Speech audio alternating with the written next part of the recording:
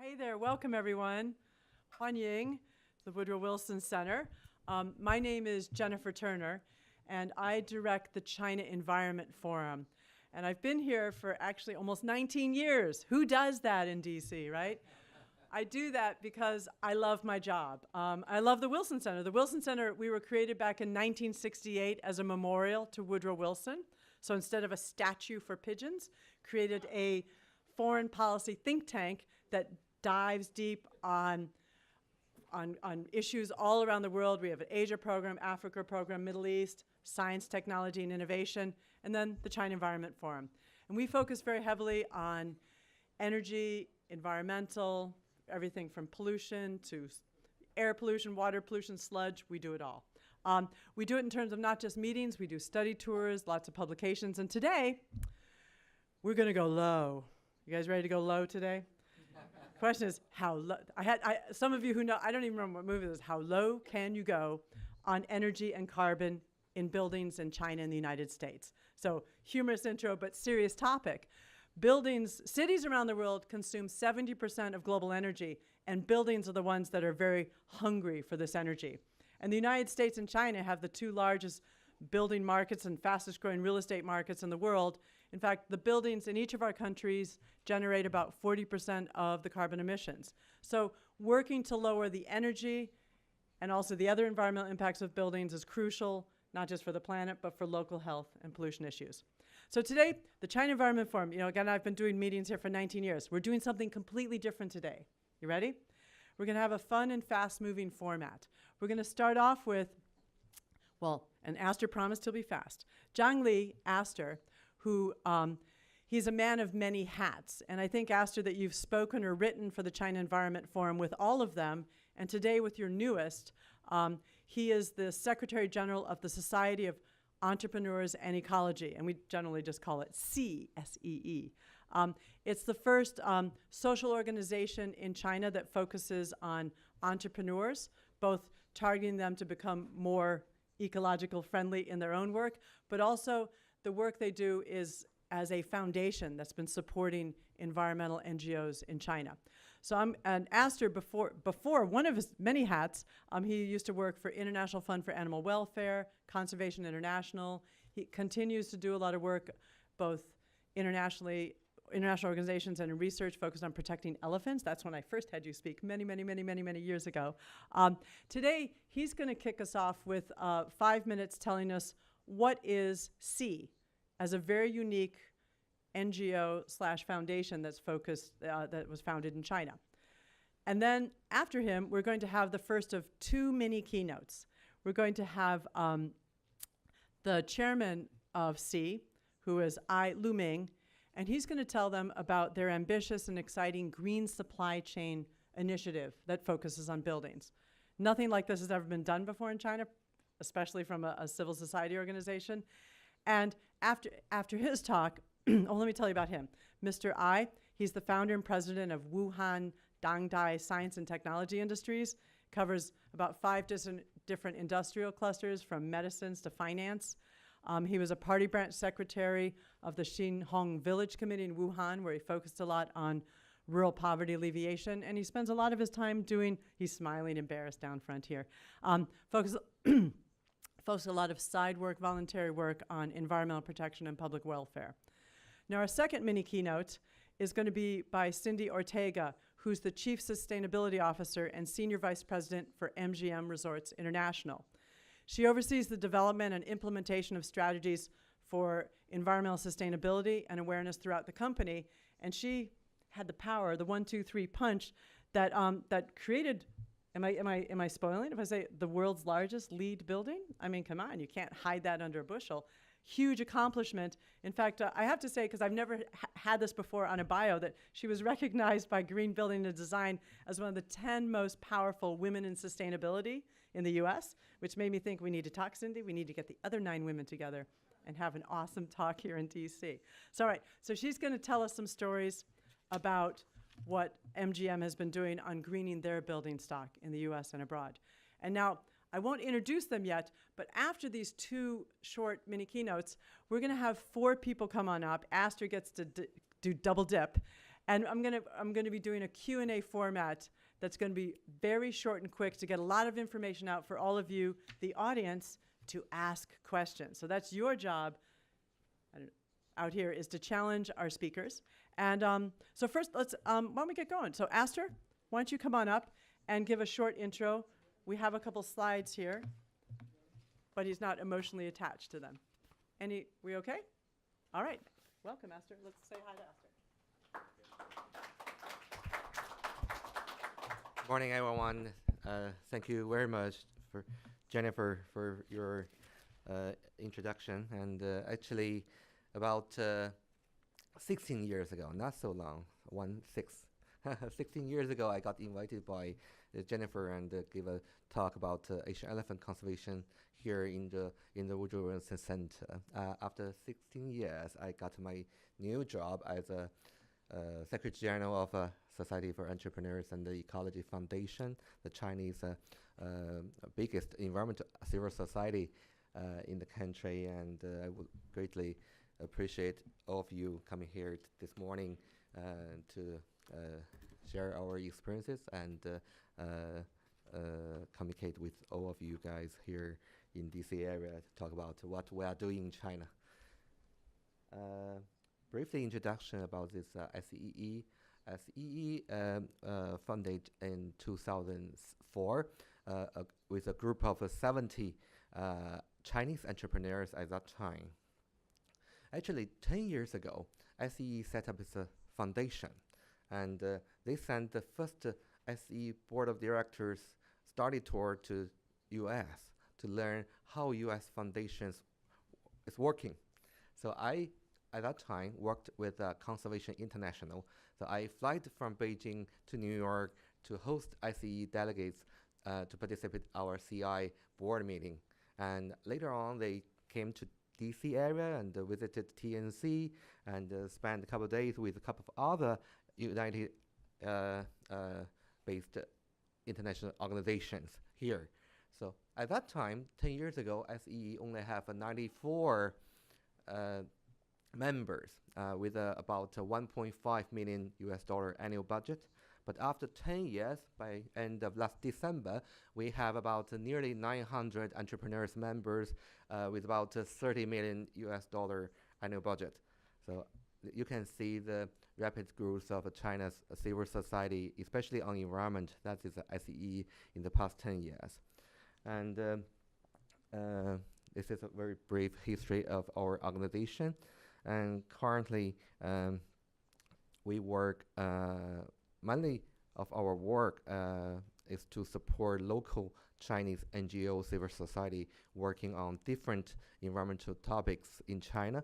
And in the past 10 years, we supported over 450 civil societies in the country. There are about 1,000 environmental NGOs actively work on environmental issue in China now. So almost half of them, we provide our support to them. That's huge. It is. Our major works covered three important areas. The first one is desertification prevention and control. We started to plant local species trees in Inner Mongolia to prevent the desertification. At the very beginning, in 2004 earlier, Beijing, every spring we have a very strong dust storm. And we believe that those dusts from the Inner Mongolia deserts. So that's why our 70 founding members start to set up this organization, try to prevent the desertification in that area. Currently, together with Alibaba Ant Finance, we successfully get about 206 million people involved in this online project we call the Ant Forest. The people who work use your smartphone to play this game to collect green energy with a certain amount of energy. I forgot how many kilo carbon credit you got. You can plant a real tree in our desert area with SEE. So we got 260 million people involved. And another working area SEE worked on is ecological conservation. We have a couple of endangered species conservation program, especially one of the important one is that coastal wetland conservation for migrating birds. You know, the east coast of China, it's right on the one of the 8 important migrating routes for endangered waterfalls. So we identified 107 unprotected migrating birds habitat along the coast area. And last year, we started to support 28 local NGOs to preserve over 30 unprotected area by supporting them patrolling and do the bird monitoring during the migrating season. And we also have a couple other endangered species conservation projects and this ecological conservation programs. And the third environmental area we're working on is that green supply chain and pollution prevention project. Our chairman, Mr. Ai Ming, will briefly make an introduction for you later. And besides these 3 major environment programs, the fundamental of the organization's work, as I told you before, is to support the capacity of local environmental NGOs in China. Many of the environmental groups, including Mgm's IPE, IPE is a local NGO. Together with another 40 local NGOs, we call them Green Defender, Blue Defender.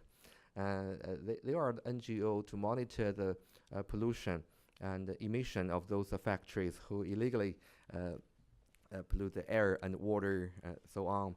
So together with Alibaba Foundation, we support IPE to develop a software app. If you open your smartphone, this app called Blue Map, every morning you can get the air quality index from that app.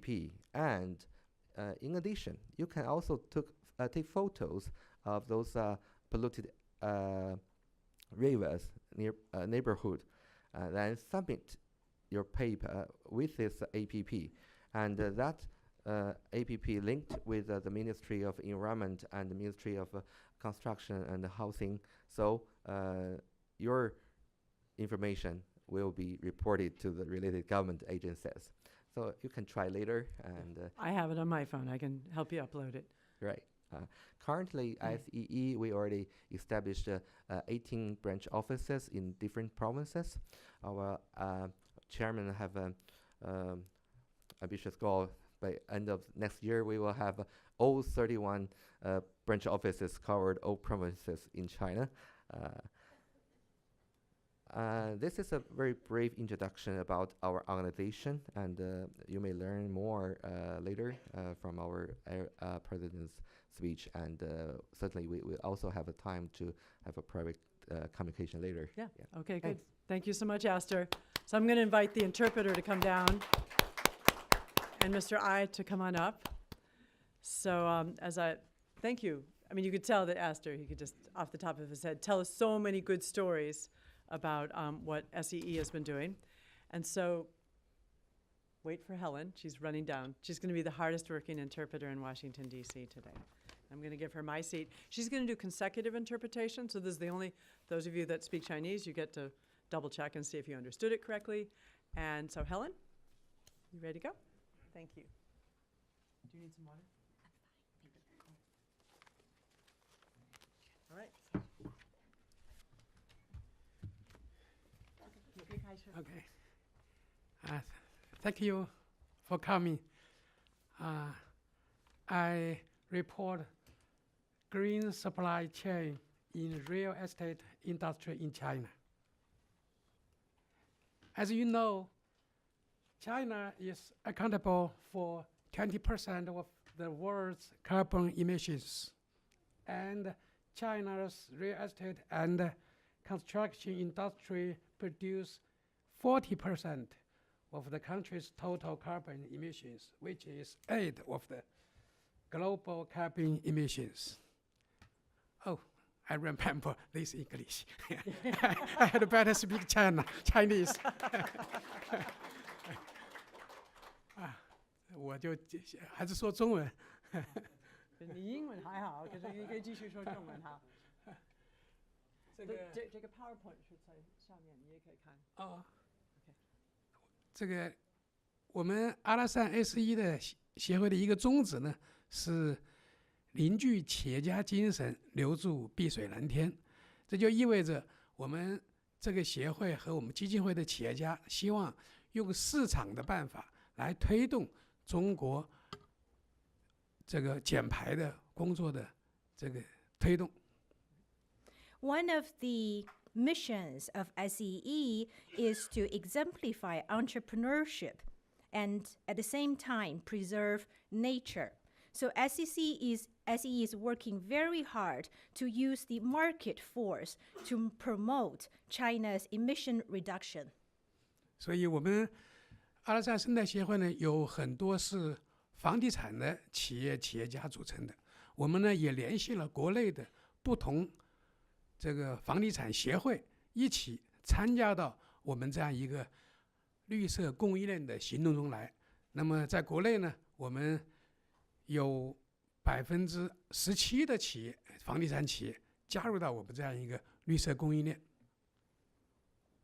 We have a lot of members that are in real estate industry in China. We're welcoming Real Estate Association to be part of SEE. Currently, 17% of the real estate companies in China are part of this green supply initiative. 像中国比较著名的全球排名第1的房地产企业万科，像这个朗诗、这个万通，还有很多很多中国的这些著名的房地产企业，都在我们这样一个绿色供应链的发起人里面。Just to name 3 very famous real estate companies, Wanke, which is ranked #1 real estate companies in the world, and also Langshi and Wantong. They are all members of the Green Supply Initiative. 那么从到今年的4月，现在已经有这个90多家房地产企业都加入到我们这个。OK， 好，可以继续。As of April 2018, 90 real estate companies have joined us. 有2000多家下游的这个供应链企业也参加到我们这个行业里面来了。Over 2,000 downstream suppliers are also part of our program. 这样一个房地产绿色供应链的运行机制是这样的，就是由房地产公司，它在所有的材料的采购中间，它要求那些供应商必须达到中国的绿色环境保护的标准。So how does this initiative work? The mechanism is when the real estate companies purchase the supplies from the suppliers, they require that all the materials meet the Chinese green building materials codes. 那么这样一个标准呢，由第三方的 NGO 组织他们来进行判别哪些企业具备了绿色供应的条件，哪些企业不具备。如果具备，他们就发布一个白名单，让他们进入到这些房地产企业可以采购的供应链中。So who is making the standard? And this is done by the third-party NGOs. They would decide which suppliers meet this green supply standard. Once they decide who are qualified, they would include them in the white list to recommend that this is as can be served as a reference so that the real estate companies can go to them to purchase the materials. 那么一旦他们达到了这样一个标准呢，他们第三方判别机构呢，他们会把他们加入到白名单里面。这样一个做法呢，从过去由政府强制推动的这些供应链的企业，比方说钢铁、油漆、玻璃等行业的这样一种环保标准呢，这个有一个更大的好处，就是我们用市场的办法解决了过去只有政府强制性推动才能够解决的问题，而且它的效率更高、更有效。So this is a transition from the former ways of doing things. In the past, the government mandated suppliers to meet the requirement. For example, the suppliers of steel and iron, of paint, of glasses, that's what was done in the past. But currently, we can see the benefit of doing this. It is to use the market as a way to resolve the issue that can only be resolved by the government mandatory methods. 我记得很清楚，在去年，有一家钢铁企业，他们自己在排放中间没有达到标准，那么呢，他们没有进入白名单。在这种情况下呢，他们自己主动的找到这些第三方的机构，希望他们对他们的企业进行调查，使他们能够进入白名单。这样呢，就由过去政府强制推动的方案呢，改变成由企业这些有可能加入到供应链的企业，这些建筑材料的提供企业，他们开始关注自己是不是能达到标准。这样一种办法，使得目前进入到房地产供应链的这样一些原材料企业呢，已经开始越来越关注自己的生产环境，自己是否能达到标准。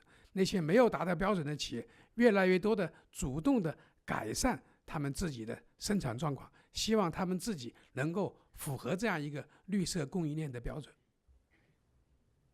I remember one anecdote very clearly. Last year, there was one steel and iron company who was not listed in the white paper list, in the white list. So the company was worried about it. So they went to the third-party certification body and asked them to investigate on the company and see if they have met the requirement. If so, they would like them to include them in this white list. So you see, this is a transition from the government mandatory requirement to the enterprises being voluntary and having this initiative to improve. And they want to meet the standard in this supply chains. So for the companies who are already in the list, they are paying a lot of attention on maintaining their standard. And for people who are not in the list yet, they are working hard to make sure they meet the standard so that they can be included in this list. 这样一个白名单的标准呢，实际上我们是做了一个深入考虑的，就是我们不马上提供一个绿色的名单，也就是说完全可以采购的名单，也不马上提供一个红色的名单、黑名单。就是说它完全不能够采购的，因为这样在一开始会激起较大的反应。我们希望是一个平稳的过渡的过程，所以我们一开始仅提供一个白名单。We have put a lot of careful thought into how to design this white list. That is why it is called white list, rather than making a completely green list, which might say all of these companies' products has meet all the standards, or to produce a complete black list, which forbidden all these products to be sold to the buyers. We find the middle way. We find so we come up with this white list, sort of the recommend. 所以我们这个2016年11月在马拉喀什的这个会议上呢，我们就公布了这样一个白名单的标准。So in November 2016, in the Marrakech, Morocco conference, we announced the standard of this white list. 这个名单里面的行业呢，这里面做了一个列表，包括这个钢铁、铝材、木材、家具、玻璃等行业。And these are the industries that are included in this list. It included some heavy metal companies and aluminum products and timber business and glasses business. 这个我们是在2017年的3月，我们发布了这样一个白名单。这个白名单呢，我们在中国发布的时候，还有很多很多这个企业，很多很多供应商企业呢都来参加。当时呢，在中国掀起了一个关注绿色供应链的一个小小的高潮。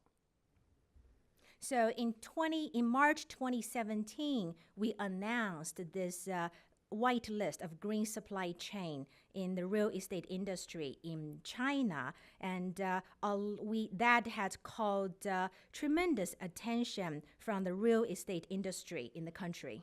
这个表呢是列出了当时加入这样一个白名单的这样一些企业的这个排序，大概总的说来呢，有577家企业进入了这个白名单的供应链行业。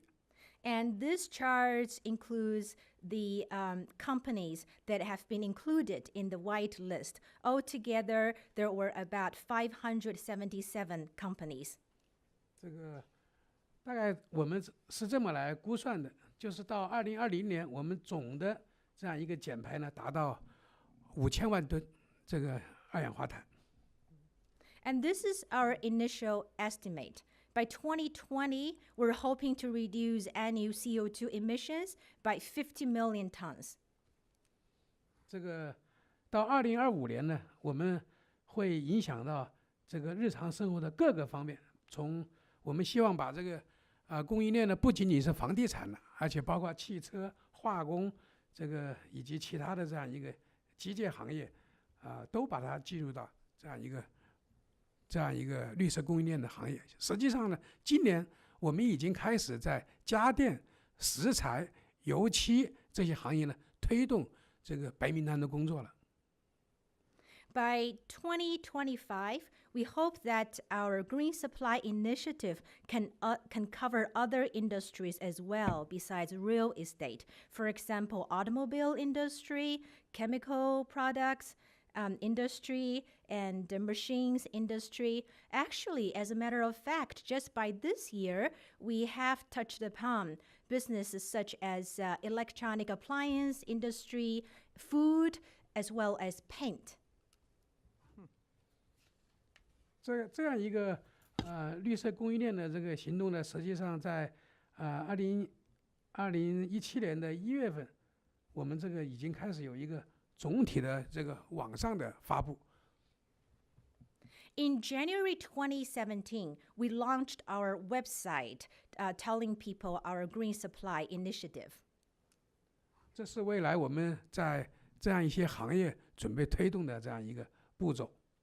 And this is our vision for the future steps, and that covers different industries. 这个为了配合这样一个绿色供应链的行动呢，我们也动员了阿拉善基金会的这样一些企业家，跟金融有关的企业家加入到这样一个绿色供应链的行业。也就是呢，我们希望提供一种绿色的金融服务，来推动绿色供应链在中国企业中间的一种展开。这样呢，从经济的、金融的方式来使得这些企业更加有力的加入绿色供应链，因为只有执行了好的绿色的方案，他们会得到更多的金融的支持。To get more support for the green initiative, we are reaching out to the members of our foundation who are in the financial sector, and we understand that they will be able to provide green finance proposals or plans to different companies in the industries. That we believe that once these companies have a good green initiative, they will be able to get more fundings from these finance companies. 而且呢，我们还准备从供应链的源头上来进一步的推动这样一个问题的解决。实际上呢，阿拉善的企业家、房地产的这些企业家呢，已经在绿色建筑的要求上面提出了这个合作的要求。去年呢，在阿拉善的企业家已经和欧盟的关于绿色建筑标准的企业达成了这个在武汉成立这个绿色建筑设计的一种这个合作方案。目前呢，在阿拉善的企业家的几乎所有的房地产项目中间都要求他们开始尝试做绿色建筑的设计，就开始推动环境，就是推动这样一个减排的工作。We are focusing on doing this from the source of everything. For example, in real estate, that would be the buildings. And SEE's members, all the real estate members, are now focusing their attentions on meeting the building code standards. Actually, just recently, we have met with the Green Building Code Standard Organization in EU, and we had made agreement to collaborate on this. And last year, the Green Buildings Design Initiative was launched in Wuhan. All the real estate members of the ICE are now making an effort to start from the design stage of their buildings. From the very earlier part, they're committed to reach the goal of their emission reduction. 总之，阿拉善的企业家呢是要发扬企业家在市场上的能力和作用，运用市场的手段推动中国的减排的工作的改善。那么，感谢大家今天参加这个会议，谢谢。In summary, the entrepreneurs of ICE are committed to fully utilize their market ability to promote the emission reduction with the help of the market force. Thank you very much. Oh, I get tea. I love tea. The word is out. 是一种小米，小米 Xiaomi. Oh, okay. 用来节水用的。This is a special tea made from millet rice. Oh, I love that kind of tea. All right, well, applause. Can we also applaud for the interpreter? Come on, that's All right, now she's gonna then sprint to the back of the room to do simultaneous for the Chinese delegation. But I want to note, the China Environment Forum, in all these 20 years that we've been around, we've talked in recent years a lot about top-down, the Chinese government war on pollution, their green energy, green revolution as well, and also a lot of, over the years, many Chinese NGOs, so grassroots bottom-up greening. But I really think that I want to make sure that particularly the CEF members who've been around for a long time, what SEE is doing is revolutionary as well. You guys are galvanizing the business community to go green in building. So I just wanted to say that there. She's sitting, and you surprised me. Here you are. I appeared like magic. Like magic. Okay, right. Good morning, everybody, and I'm so pleased to be here and so pleased to see all of you visitors from China. Both welcome to the United States, and especially welcome to Washington, D.C. Now, I live in Las Vegas, Nevada, but my favorite city in the United States to visit is Washington, D.C. No, really? It is just a beautiful place, the buildings and the culture here. So I hope you have time to enjoy it while you're here. I'd like to start by saying how much I agree with Mr. Lumeng in what he is saying. It is so powerful what's happening with CN in China, and what he's saying about the support that entrepreneurship can bring to environmentalism and green building is completely correct, and it does me good. You'll see a lot of parallels between his comments and mine. And so I'm here today to speak. I was asked to talk about what Mgm Resorts International has done in our green building efforts, and that's what I plan to share today.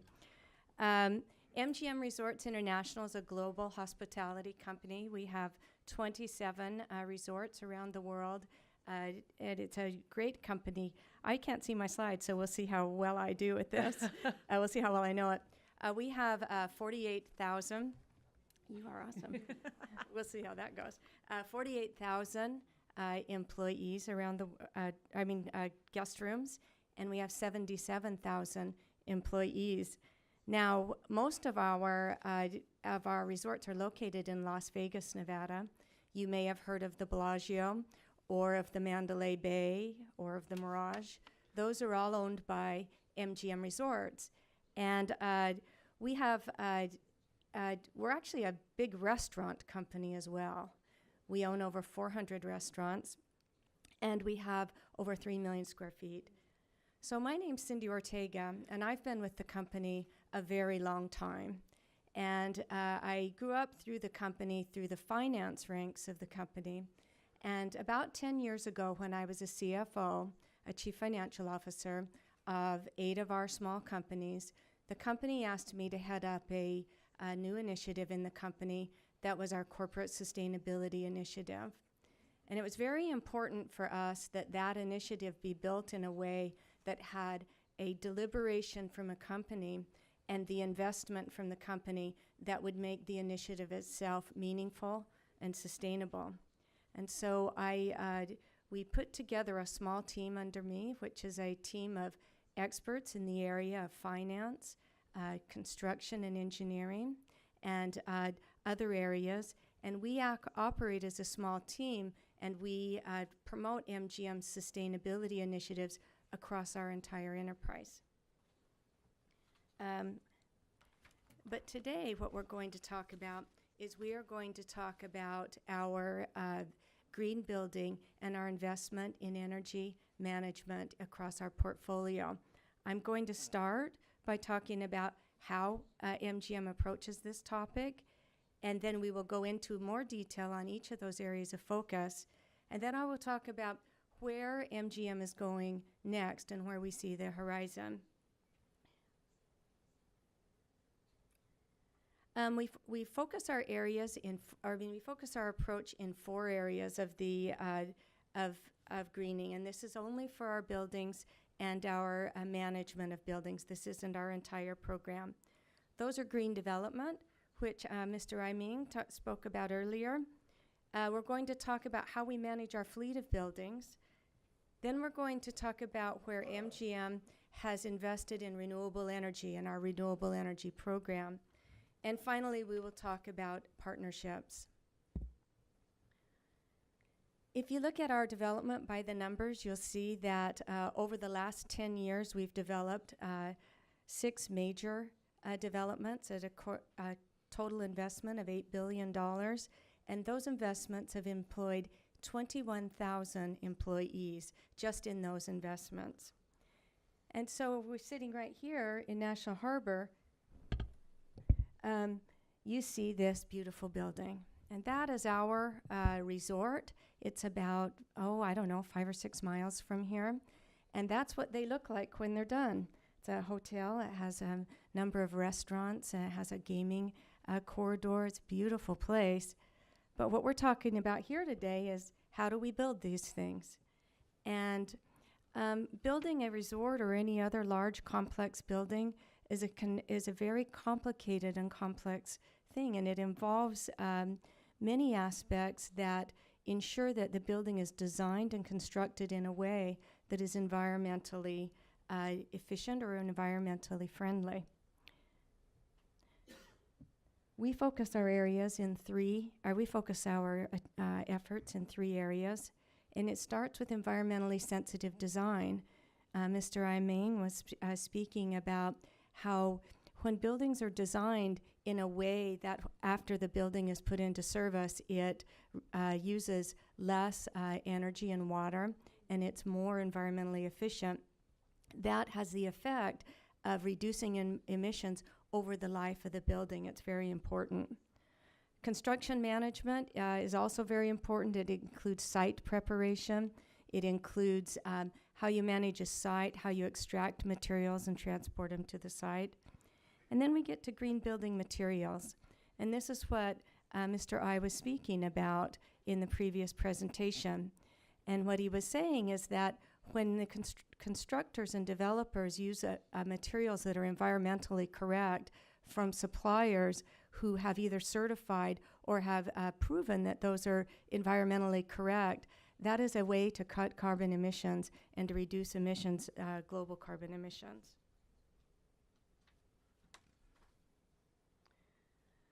Another area where MGM focuses is in intelligent buildings. And in fact, I spend a great deal of my time focusing on how to take our existing fleet of buildings and make them more energy efficient.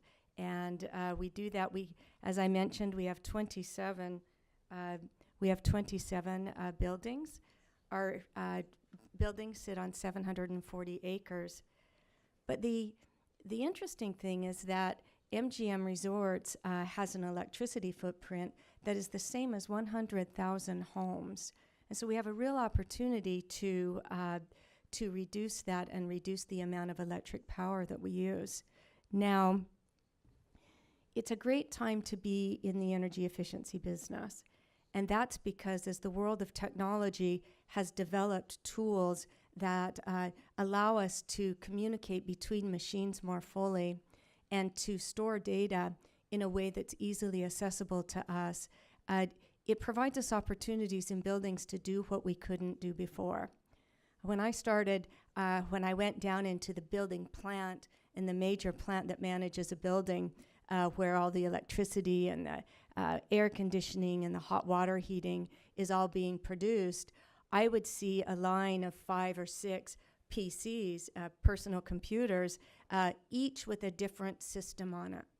And those systems might manage how the air conditioning was working, or they might record the temperatures in the buildings. But the data was so intense, and there wasn't the access at that time to data storage as there is now, so we didn't even save data. If I walk down to the central plant of City Center today, not only can I easily assess data, but I can compare dynamics around buildings of what the building is doing now compared to what it did in previous times when it was the same temperature. So there's this tremendous opportunity across the world for us to reduce energy usage in buildings. Now, MGM is part of the Better Buildings Alliance coalition to reduce our energy footprint by 20%, and we have in fact reduced it by 11%. And last year, we were recognized by the U.S. Department of Energy of being the largest company with advanced technology energy management systems in the United States. And we're very proud of that. It's a great distinguished. We're very happy to have received it. But really, if you think about it, what a company like MGM and any other company is about providing profit to its shareholders. And what we have found and what we've demonstrated is that for us, a greener business is a better business. And I fully support what C is saying here about entrepreneurship is the root of building an environmental solution, because green solutions are generally leaner, have less waste, and provide a profit across the enterprise.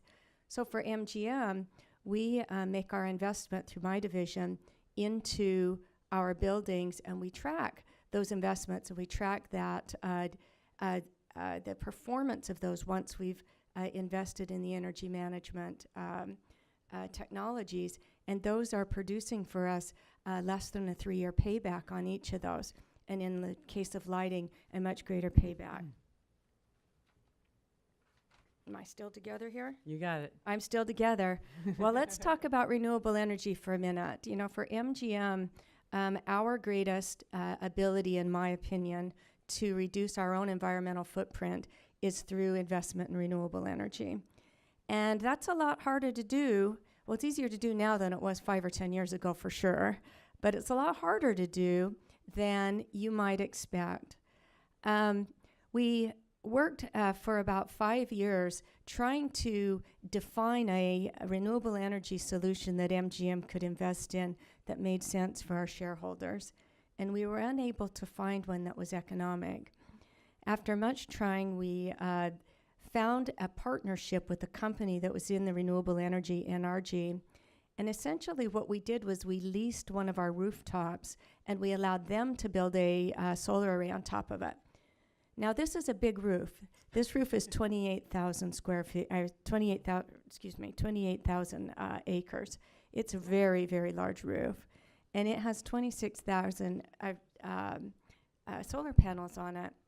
And the solar energy that is produced by this roof supplies 25% of the electricity that the Mandalay Bay, which is a very large building, utilizes.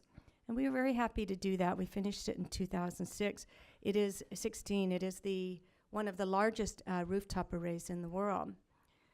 So we really wanted to do more, and the price of solar panels are coming down. But the ability to invest in a renewable project is difficult because the utilities around the United States control the ability for businesses to buy power in many sectors, including in Nevada. So MGM underwent a initiative to separate ourselves from our electric utility. It was a painful and very expensive initiative.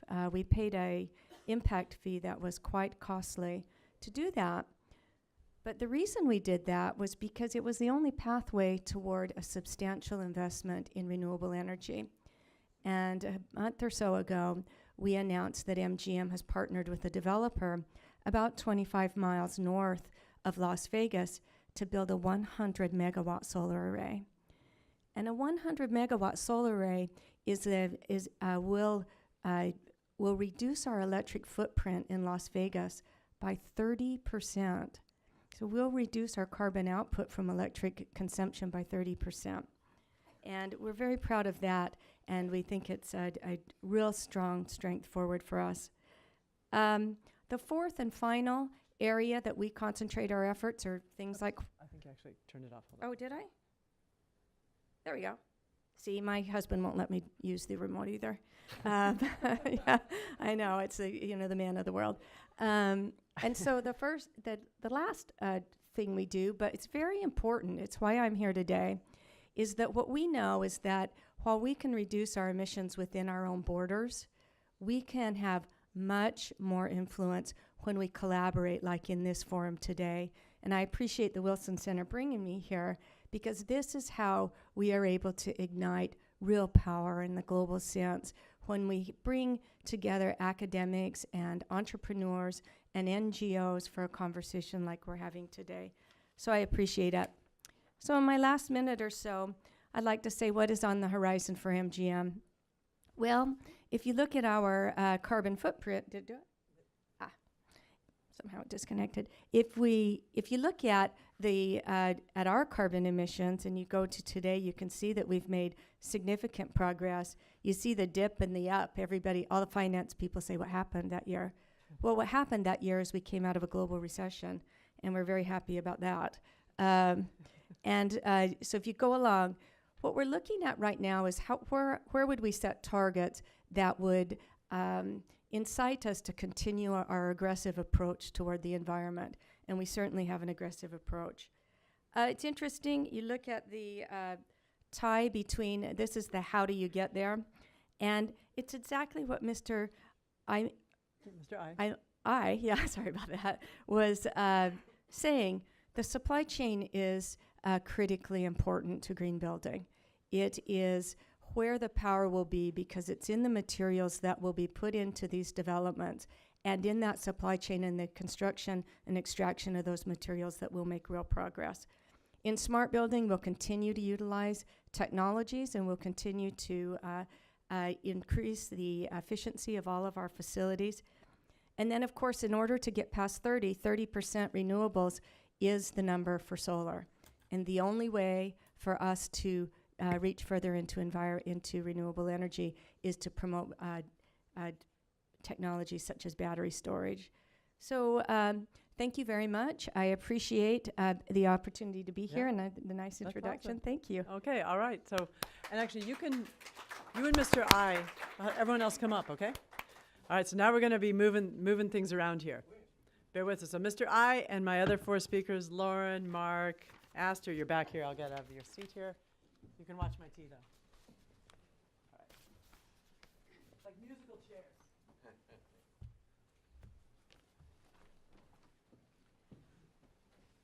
All right, as I said, mixing up formats here today, the China Environment Forum. So what I'm going to do now is that I actually did this for the first time. There's a group called, have you guys ever heard of Future 500?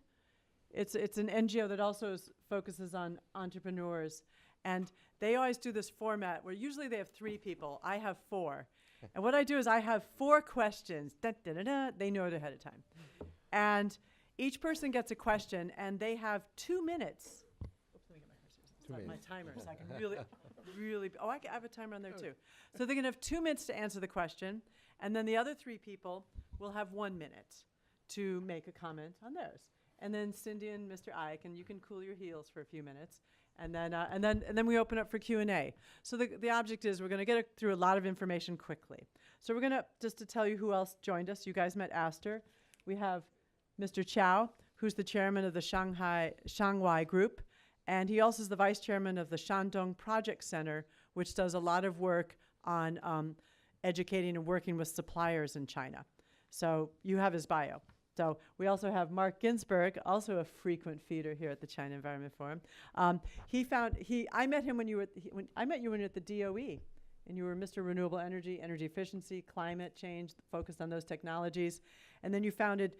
You left the government, and then you started created the Ginsburg Green Strategies. He's been doing consultation on eco-cities, a lot of this in China. And in 2012, the U.S. Green Business Council designated him as their first, and I think and only, right? The first and only U.S. Green Business Council Senior Fellow, where he's a policy advisor and ambassador. I like this, a green building ambassador. So, and then last but not least, I've got Lauren Urbanik. Yeah, we were working on the tone before. Urbanik. She works at Natural Resources Defense Council here in D.C. Used to be helping us up in Maryland because you worked on the Maryland Energy Administration. But right now she focuses her work on reducing energy consumption in homes and businesses through energy codes and equipment standards, which is actually really fascinating stuff. But all right, we're ready for our questions? Da, da, da, da. And Mr. Chow is on the hot seat. So Mr. Chow, I want you to tell me a little bit about your Shandong Center's work to answer this question. Okay. So Mr. I said that there were over 500 suppliers on the whitelist. Mm-hmm. How do you get these suppliers to go green in their production, and how do you get building people to actually buy the supplies of these products? Because they've got to be more expensive. So I think in telling the story about your Shandong group in 2 minutes. Okay. That's a good questions. First, I want to give a brief introduction of our Shandong Center. We are quite new among our 18 centers now in Alashan SE.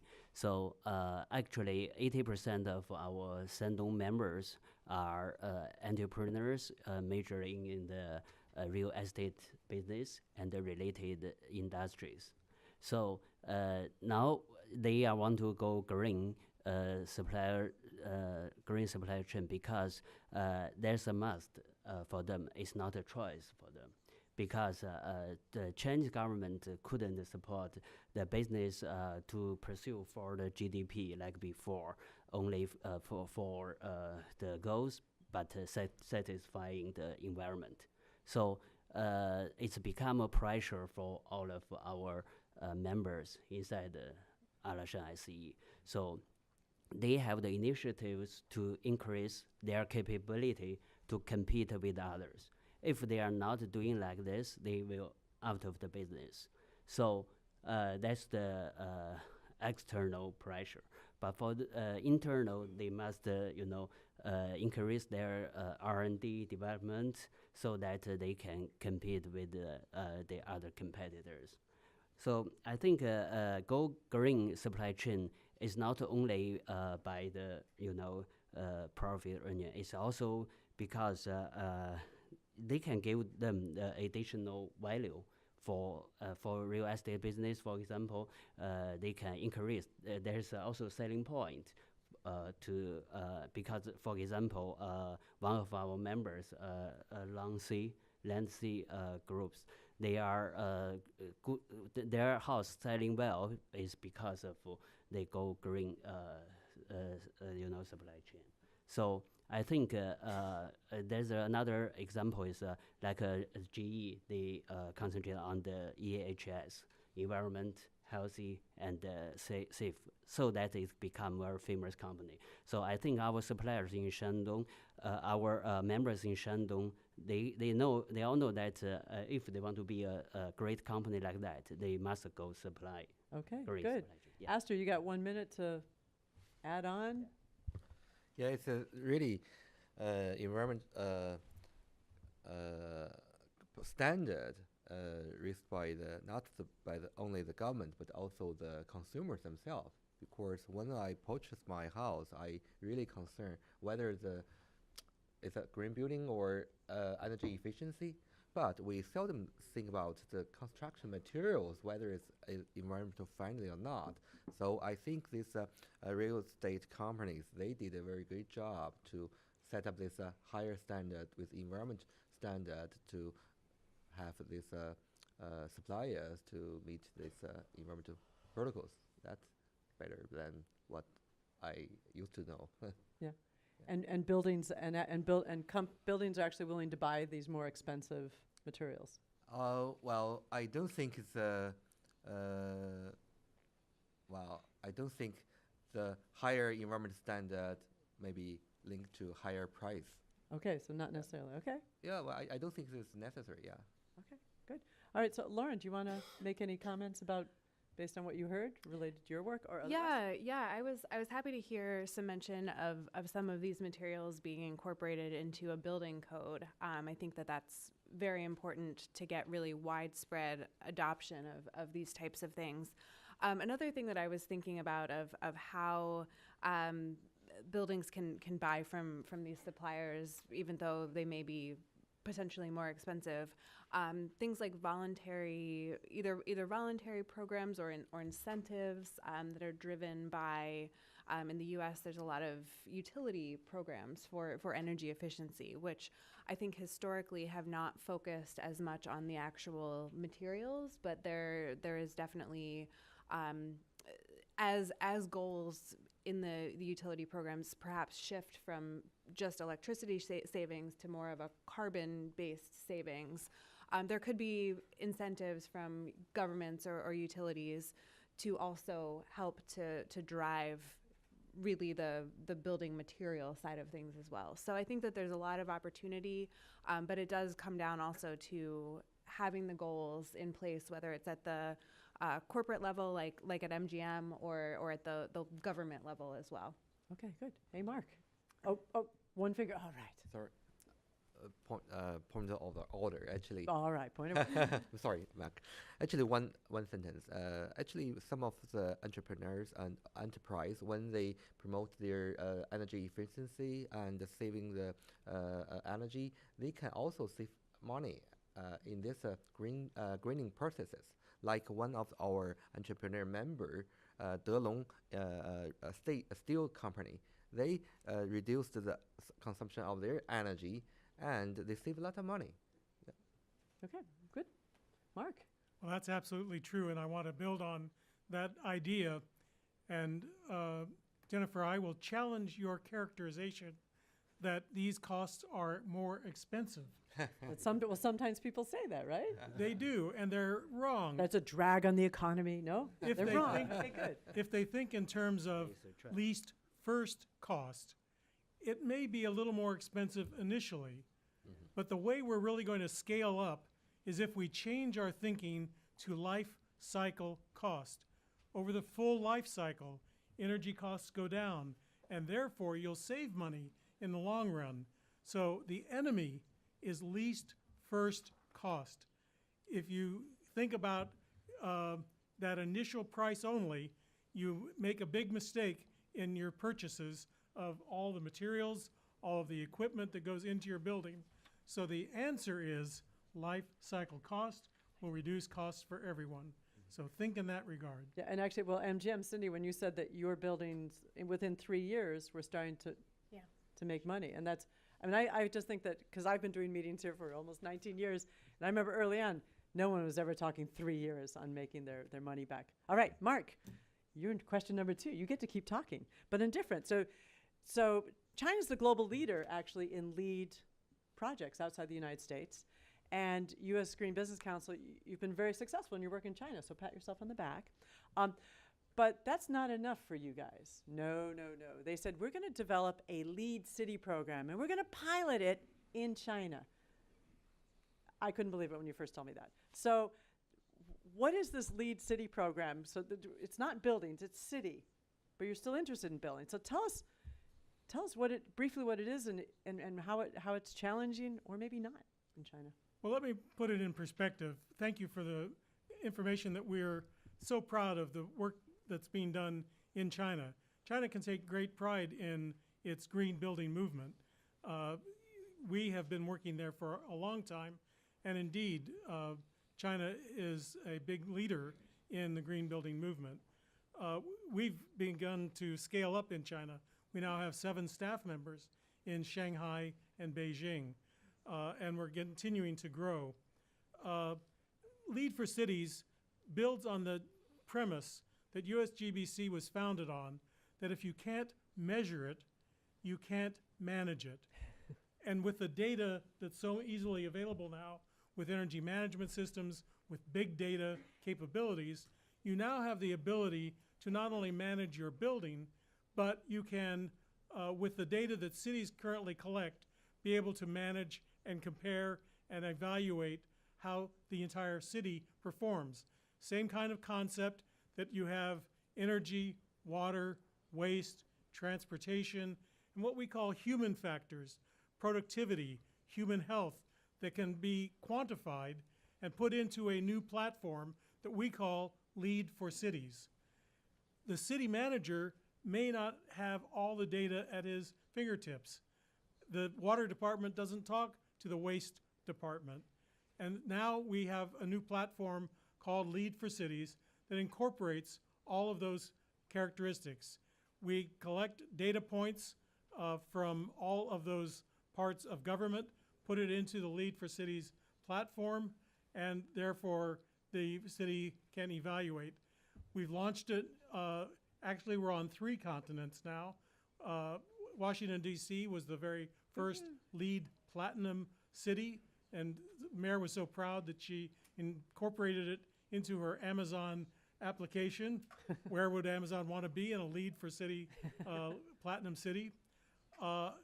New Sangdo in South Korea was the second, and in Asia, and then Savona, Italy. In China, we've been working with a number of not only cities, but districts, because one of the challenges in China is that cities are so huge. So it actually is Lead for Cities or communities. So we can also measure and evaluate districts, special economic zones, or airports, like the new Beijing International Airport is now considering the Lead for Cities, just like the Atlanta Airport did here. And so that's the next big step that we hope to take in measuring not only building performance, but entire cities. Okay, so we'll go out to Mr. Chow and Aster. Do you each have something to say to build on this lead city question? Well, actually, Mark's point is really true that many of cities in China, they are quite big and huge. It's important, impossible Beijing, for them. it's 21 million. Shanghai, 24 million. 22 million. 22, something yeah. like that, yeah. But the National Reform and Development Reform Commission, they have ambitious goal to build small towns to be zero emission or nearly zero emission towns. This is pretty encouraging news that if we can start from the rural area with the small towns, then we can make change in future. And by small, we're talking like only 1 or 2 million, right? Yeah. Yeah, this is China small. Mr. Chow, do you want to add anything about lead issue? I think okay. Okay. Yeah. Aster got it for us. That's Okay, Lauren. So the Natural Resources Defense Council, my organization, we have a program that is separate from the LEED Cities program, but we're also engaged in improving the energy efficiency of cities. It's called the City Energy Project. And right now we're in 20 U.S. cities. And the goal there is really to improve the energy efficiency of large buildings. So really focused on a smaller part of the cities than the Lead for Cities. But it's a way to get cities also talking to each other. So when cities are doing great work or have made breakthroughs, that they then have this network of other cities that they're able to access and to share ideas and get feedback on how to improve the energy efficiency of their large buildings. So this could be through things like innovative financing programs to get money to actually do the retrofits, the upgrades of these buildings. As well as benchmarking. I think to Mark's point that if you can't measure it, you can't manage it.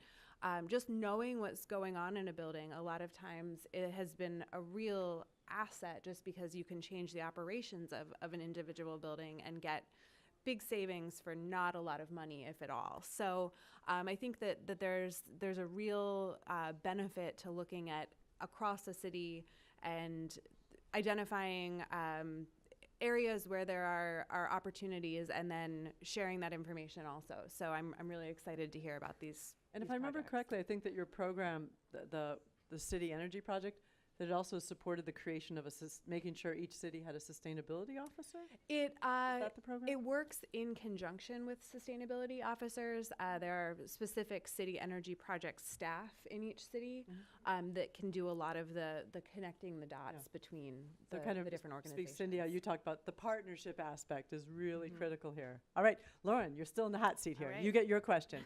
So I don't know if you guys know that NRDC, when they first did their work in China, it started with energy efficiency and building standards. Barbara Finnemore, one woman, mid 1990s, was walking around China trying to find out what might be a good area for them to do their work, and she convinced the Chongqing city to let her bring in a group of U.S. People that work on construction materials and to come in and talk to them as they were crafting their building standards. So it was early on, mid 90s, and that's why NRDC, a huge portion of their work today continues to focus on coal. Most times I think NRDC, you think of lawyers suing people.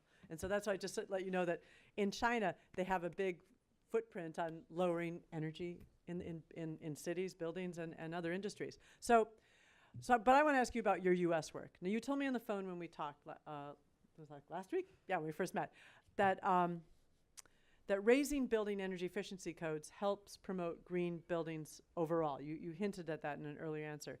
But how does it happen? Energy efficiencies, how do you connect energy efficiency standards to green supply chain projects, kind of like what C is doing?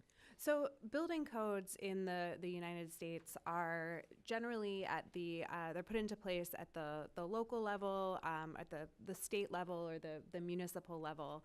And to what Mark was talking about a little bit earlier, the key is this life cycle cost savings. So building codes, since the mid-1970s or so, building codes in the U.S., a home built to a code now is about uses half as much energy as one built in the 1970s.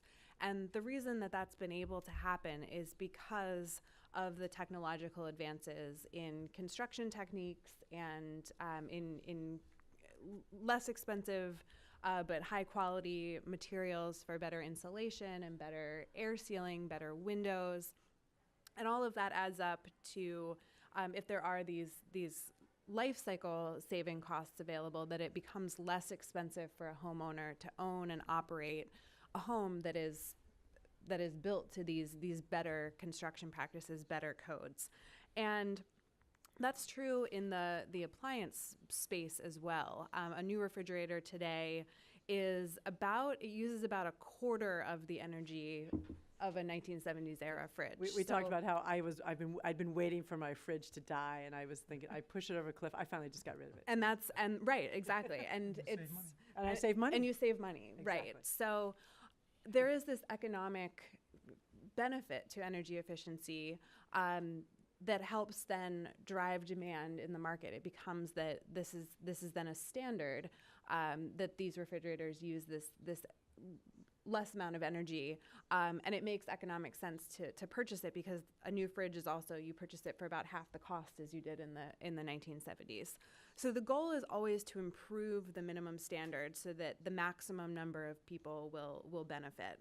But that really doesn't happen without great initiatives that help drive the market first, like the LEED program, like the C initiatives for better, greener supply chain.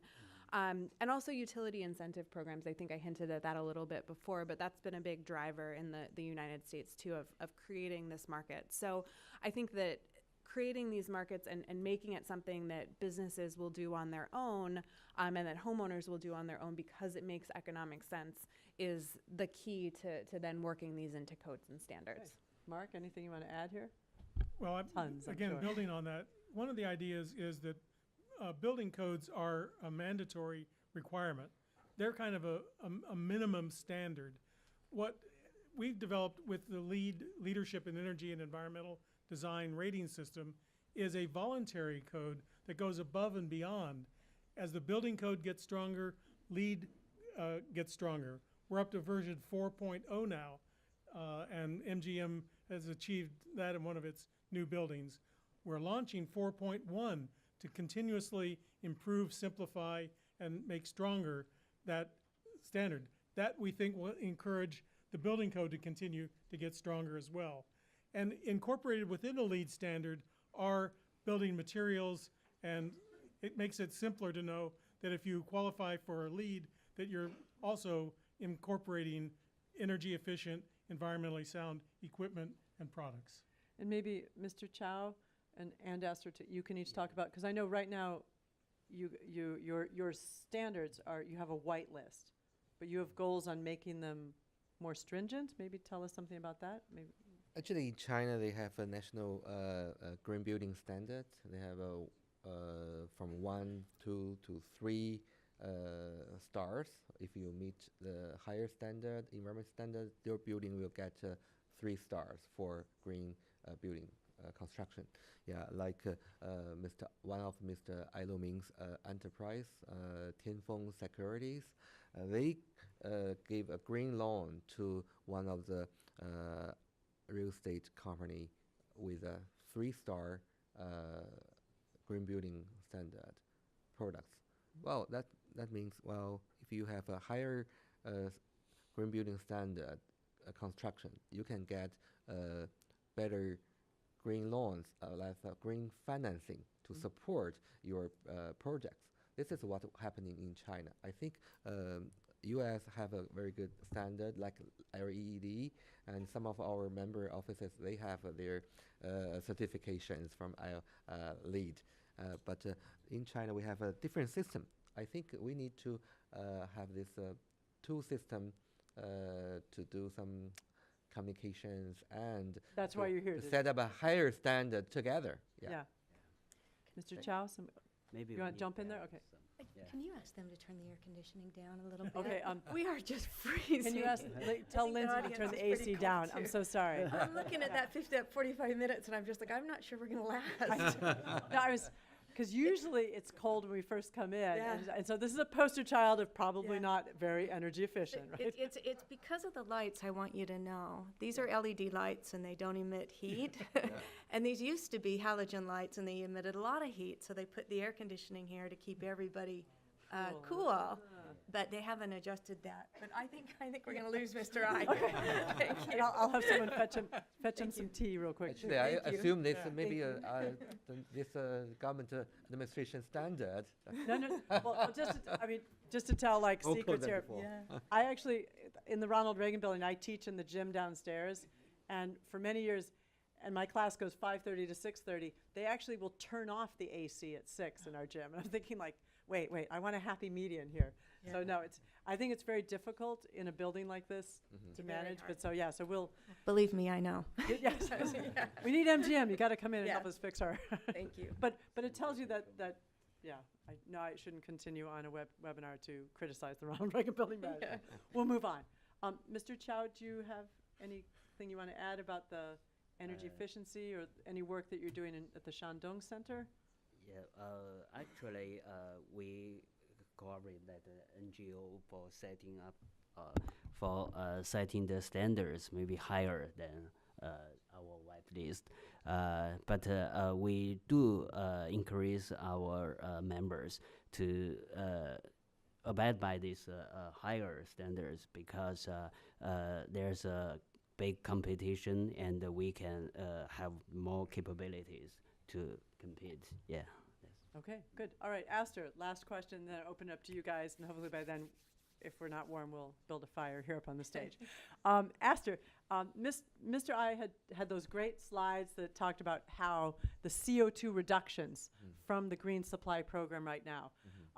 Can you clarify a little bit, like, well, where is the actual CO2 savings happening? Because you're focused on actual building material supplies. Is this happening in, yeah, tell me where is it happening? Okay, at the very beginning. And how the heck are you going to monitor that? That's a and very measure good it. question. And in 2 minutes. Okay, so 1 minute already passed. At the very beginning, when we worked together with a group of NGOs and experts to develop this whitelist protocol, including our partners, Dr. Yang Fuming from NRDC China program, we targeted the pollution reduction at the very beginning, because all the pollution records can provided by the Ministry of Environment and open to the general public. So our NGO groups can have all these records from the government and to monitor those emission enterprises, especially from those steel, cement, and these industries. And for the other group sectors, like the forest, timber sector, we work together with the WWF and FSC to set up this whitelist standard to track the legal source of the timber resources used by the suppliers. Well, we have a WWF colleague from US here. But finally, we found that, well, it's not enough. Like we currently have this white list. Most of those, all of those factories on the white list, they do not have bad pollution records. They do not have bad records from the government records of the only pollution. But our NGO partners, they want us to do more, and they work together to develop a most strict protocol to regulate the carbon emission in future. Like our member, one of our members, the Delong Steel, who have done in their factory in Hebei. We found that those steel companies, they can make the change by saving energies and reduce carbon emission with certain protocols and procedures. So we would love to introduce their experiences to other companies, supplier companies, with our maybe we call them green list in future. Your question is pretty sharp, that how to monitor. How do you know? I mean, it was a big claim there, twice as much as the UK CO2 That's emissions. really ambitious goal, but with our 50 NGO partners, we call Blue Sky Defender at the very beginning. I'm picturing like spandex and capes on these people. They are the NGO partner we rely on to monitor on-site, to do the on-site monitoring on those supplier factories, what their action measures and what the true changes they made. This is what we are doing in this partnership with NGOs, with entrepreneurs, enterprises, and the government.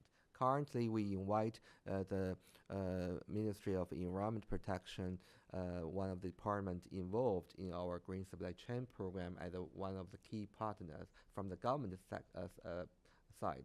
So we believe with this partnership with government, NGOs, and entrepreneurs, we can make the changes in future for carbon emission goals. Again, that whole partnership point coming up again. Mr. Chow, do you want to add anything to what Astor just said? I think that from now on, because there's many big Chinese companies like Jingdong, like Huawei, they are very successful, and they are the leading position in Chinese. Will lead more and more Chinese entrepreneurs to go with the goals we committed to the world. As I'm going to interject one side note, it's a slightly different topic, but I was talking to the Nature Conservancy folks in Shenzhen, who've been working with the company Tencent to work on, actually, this is about stormwater runoff problems in cities, you know, because Chinese cities, a lot of cities, a lot of cement. And so they were putting in some green infrastructure from, you know, plants up on top, porous sidewalks. And then Tencent, which is a technology company, said, wait a minute, we can develop monitors for this and commercialize them and have other buildings buy them. So I'm thinking there has to be a Chinese company that's going to want to start building more monitoring technologies that are going to make this even easier, right? Yep. All right. Mark and Lauren, you each get a turn to make some final comments on, I guess, maybe the monitoring question of the CO2 or whatever. You have Well, free certainly reign. sensors and controls are the next big thing in terms of management of your energy. One of the things I wanted to comment on, this goes back to the same idea of measuring and managing. And one of the things you may not know about LEED is about a third of the credits that you get are really devoted to reducing carbon through energy efficiency. If you reduce energy waste, you get direct calculations that you reduce CO2 and your carbon emissions. So when you're using LEED in your buildings, you can verify that you're reducing your carbon emissions. Okay, Lauren. And I wanted to take this and put it in the context of what we at NRDC are trying to do really US-wide. And that is, as we've been talking about, lower carbon emissions. But the amount that we need to lower carbon emissions to stick within no more than 2 degrees Celsius of global warming is 80% by 2050 relative to 1990 carbon emission levels. And that's a huge, huge amount. And so we've done analysis of what it's going to take to get there. And the biggest contributor to that goal, more than a third of it, is going to be through energy efficiency. So just taking all of this and on all of these individual projects, they all add up to this really huge, crucial goal that's going to take energy efficiency, is going to take cleaner grid and renewable energy, is going to take building decarbonization on an individual building level, and also technology that will amount to cleaner or decarbonized fuels. So all of these projects and all of these different initiatives that are happening are part of this bigger, broader picture. So just underscoring that energy efficiency is completely crucial and applauding the great work that's being done. Okay, well, good. So now I'm going to open it up to you guys. But I want to ask Lissa if you could take that microphone to the interpreter. Okay, because when Mr. I talks, you will hear Helen above us. All right, so open up for questions, but you'll need to speak in a mic. Chin will give it to you. But actually, before we do that, can we applaud these guys from trying out my... What'd you think? Did you like the interrogation method of, it's like... See, I just kind of feel like, death by PowerPoint. You just can't have too many PowerPoints. We had good ones today, short and sweet. All right, some questions, raise your hand. Chin-Chi, come on over here. I know, I can tell, he doesn't have, this is Hu Tao. He's at WWF US. Thank you, Jennifer. Congratulations for SEE for your excellent work. I have a specific technical question to ask Professor I and Professor Zhang Li. So you're talking about your green supply chain standards. I wonder, what are the differences with the Chinese governmental green public procurement one? The government has a green supply chain as well. So the standards, what are the differences? And if allow, Jennifer, I want to give a quick comments on the Ronald Reagan building air conditioning system. Okay. I think it's not your fault. It's Mr. Ronald Reagan's fault. Okay. Because when he was the president, his major economic policy is a laissez-faire economy, deregulation. So think about China here. China's been criticized as a state capitalism. So China does have the regulation on the air conditioning. In summer, Well, I think we do too. indoor. But See, the temperature indoor is not allowed to below 26 Celsius or 79 Fahrenheit. That's a regulation in China. Yes, and we could basically keep our lunches cold in here, yes. Yeah. All right, Hu Tao. All right, so. That's policy developed during when Hu Tao still worked with the Ministry of Environmental Protection in China years ago, right? It's a very good question. As you know, China have a green procurement standard not for real estate industry currently, but for some office stuff. I'm not quite sure, but currently ICE got invited by the Ministry of Environment Protection to be a member of a Green Supply Chain Alliance, especially for our real industry green supply chain program, the standard developed by a group of NGOs and experts under this program. So we, SE, work together with the Ministry of the Environment to work on this to maybe to issue a national standard in future. I hope so. Well. And Mr. I have any comments? Actually, this standard may change some with the progress. I mean, the old time they use the old standard. Now they use the new standard, and not government give us the standard, and the NGO and the entrepreneurs they give some standard. So I think it's the better and better. Okay, all right, good. So some other questions out here in the front row. I'll collect 2 questions. I'll make Qingqi run a bit. Thank you all for the presentation. I'm Feng Qing, a reporter intern from China Daily.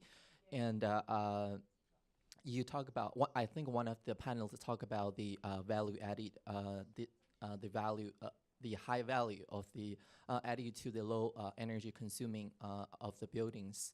And I think it's more from a enterprises the perspective.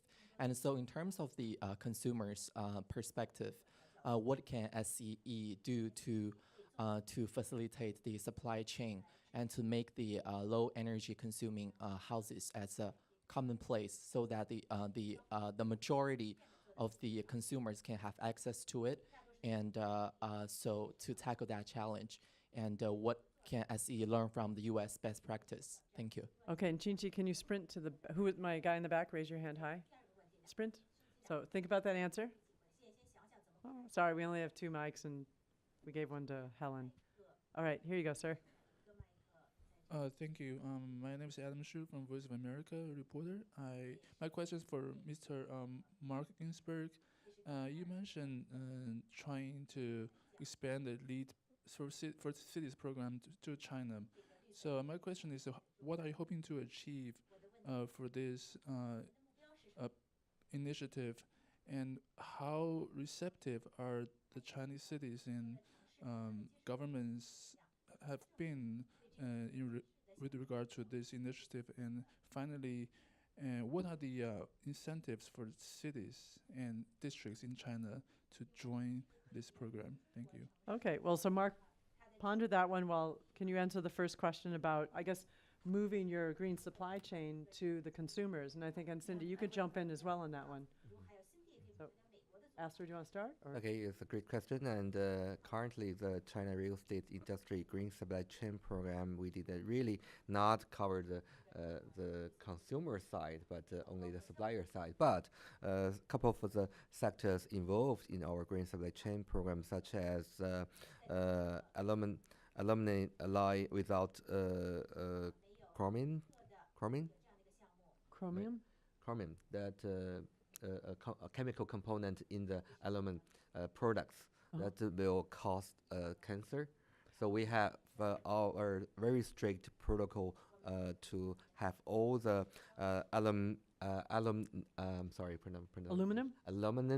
products without this chemical component in the whole producing system. So that includes that will be better consumer. And in addition, for the formaldehyde,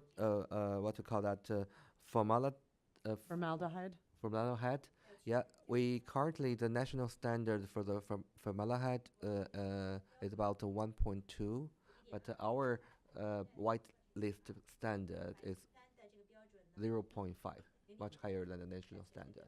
And our real estate company procurement standard already uses a higher standard than the national standard. Okay, Cindy, you had some comment on the consumer question? Sure. You know, in 2009, MGM opened a complex called the City Center, and it was the single largest green building development in the world at that time, and it still is. And in that development, there are 5 high-rises and 2 residential high-rises in that development. And at that time, the green building standard was just developing in the United States. And so when Mr. Astor is talking about paint, if you pictured how much paint we were going to buy for that large of a development, there wasn't paint without formaldehyde in it readily available at the scale that we needed. And so the intersection that we're looking for here is for the real estate and large consumers and large developers to create markets that then become available to the residential markets.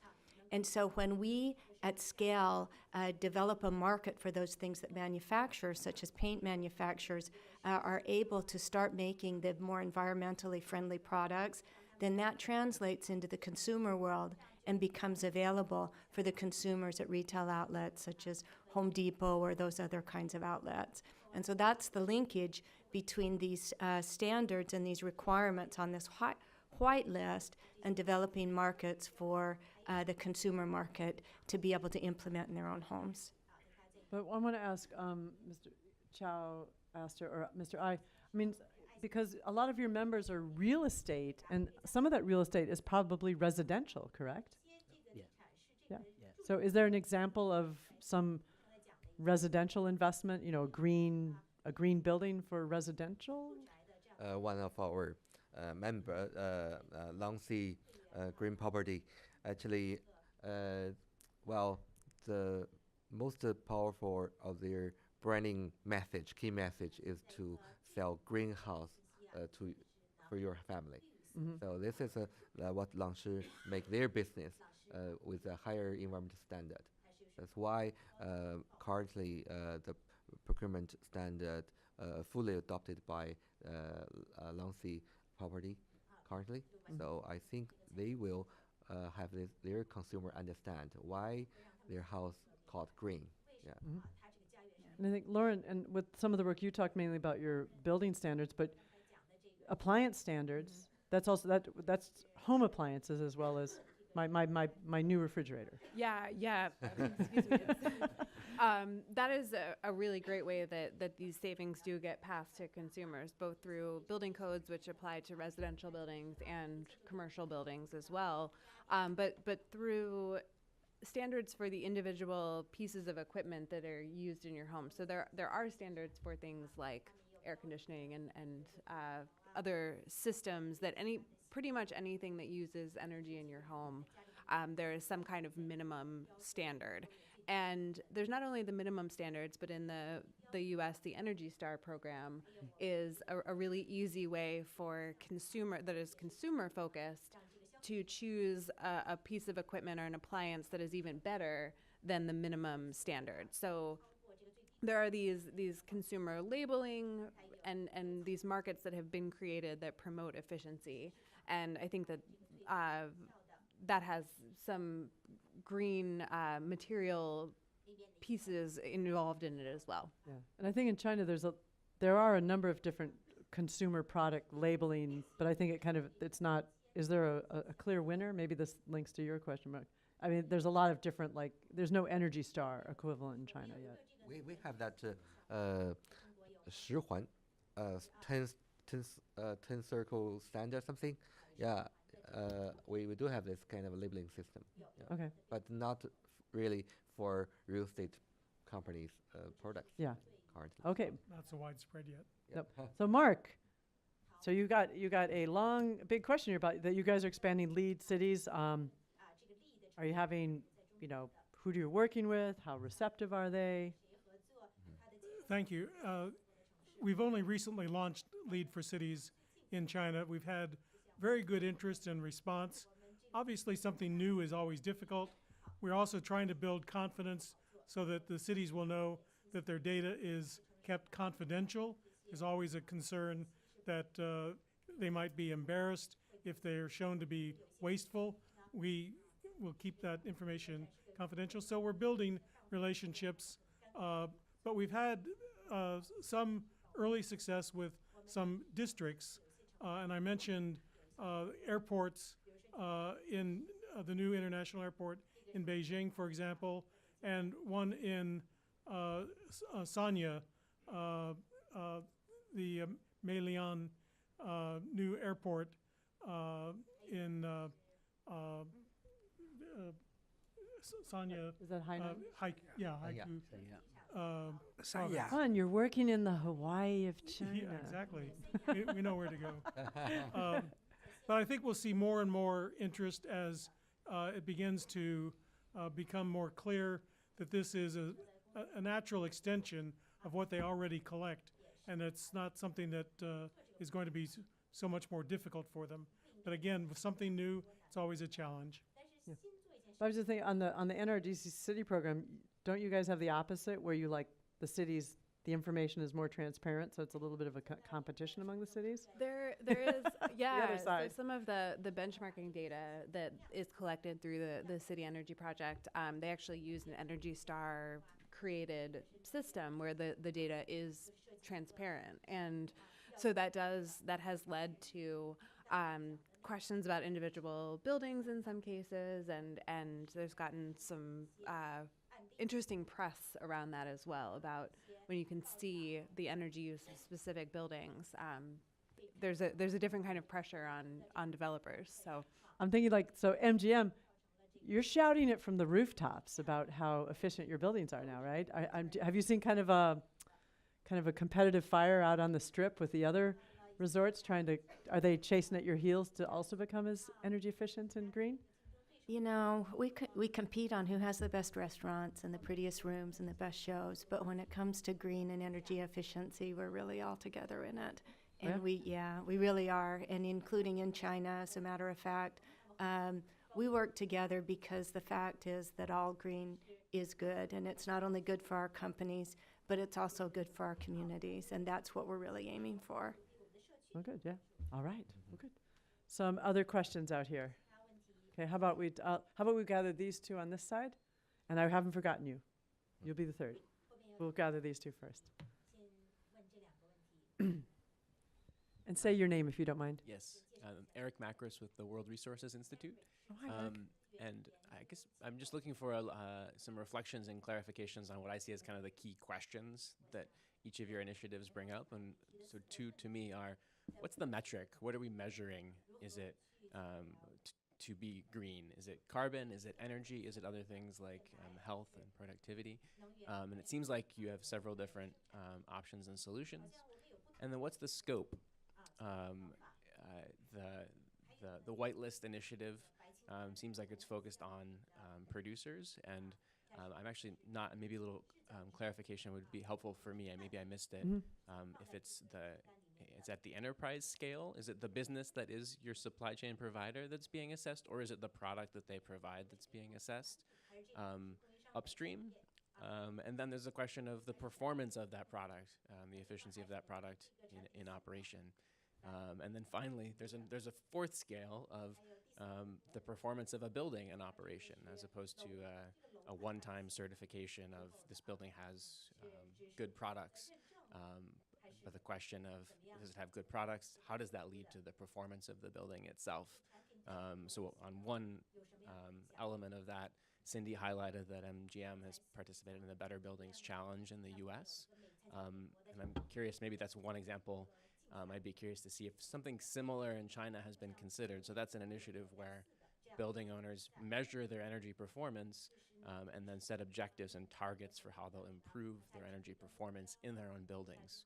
So obviously that upstream supply chain is very important, but I'd be curious to hear in China about how the conversation is evolving in measuring and improving ongoing energy. The actual performance of building buildings. itself and its operation. Okay, why don't we hold that other question? He had like, okay, we're going to put a 2-question limit on each questioner after this. All right, that's a big question. So who would like to start with it? So it's like what are you measuring? Carbon, energy, health? The scope of it? Do you want to start?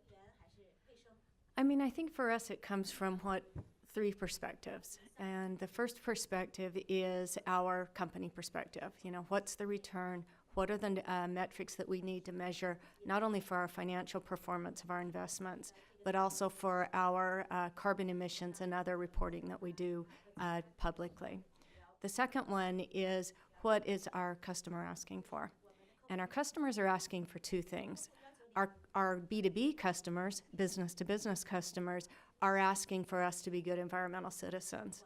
And for them, we report recycling rates, we report energy reductions, we report water efficiency, and we actually report those in a formal way to our conference and meeting customers, who provide 25% of our customer base. And then the third one is our employee base. And believe it or not, for us, MGM, our sustainability initiatives and our commitment to the environment is a big driver of employee engagement and employee loyalty.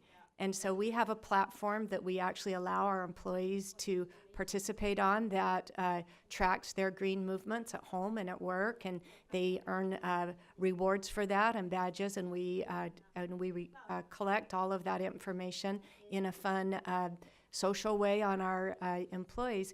We have 22,000 employees that participate on our platform for social. So we have a variety of measures in the way we use. We're very serious about our public reporting, but we're also beholden to our company to report on our investments and on the performance of those investments year over year. And then our customers and our employees, or those are our 3 major stakeholder groups that are involved in our reporting. So I think for the scope question about the whitelist, what is it? Who's being assessed? Currently, SCE, we are only NGO, but we work with China Urban Association, Urban Development Association, and China National Commerce, the branch of real industry of China Chamber of Commerce, together with Wanke and Langxi, the 2 members of SCE real estate companies. So 5 of us formed this Green Supply Chain program. Currently, those 90 members of the program covered their annual procurement value is about 190 billion RMB per year. So last year, there were about 4.4 billion procurement amount used our whitelist standard. So that's what we are doing together with our 90 real estate companies. But the whitelists are looking at the actual producers. Yes, of the product. whitelist is a total independent environment standard created by a group of NGOs together with experts. So those real estate companies, they do not really care what the standard it is, but they adopted the standard created, set up by the NGO groups together with our expertise. Yeah, that's what we are doing now. And you continue, but it's mainly about the initial emphasis has been on more about toxicity, making sure that they're not polluting the environment, but that the companies themselves are also energy efficient in how they're producing the We products. have a different category with different standards, so they separate from with different separate expertise groups to set up these standards. So I'm not an expert on that, but I'm sure that NGOs and related expertise will take care of certain sectors. And I haven't clicked on your website. Is it bilingual? Currently, we have a Chinese website, but we do have a brochure in English. Your WRI colleagues in China, if you don't speak Chinese, should check that out. Yeah, we'll change a name card and the email. I can email you the English version of our whitelist procurement standards. And Mark and Lauren, you have some comment too on that? Eric also asked about Better Buildings Challenge, and actually there is some work going on in China. We're working with Lawrence Berkeley Laboratory, Yeah. with the State Department and DOE to possibly apply the Better Buildings program in China and utilize our ARC platform that I didn't have a chance to talk about, which is a performance-based platform that does measure energy, water, waste, transportation, and the human factors in the same way that I talked about for cities. And so there may be that pilot project going on in China for better buildings. Is that the CIRC-B? Related. Related, yeah.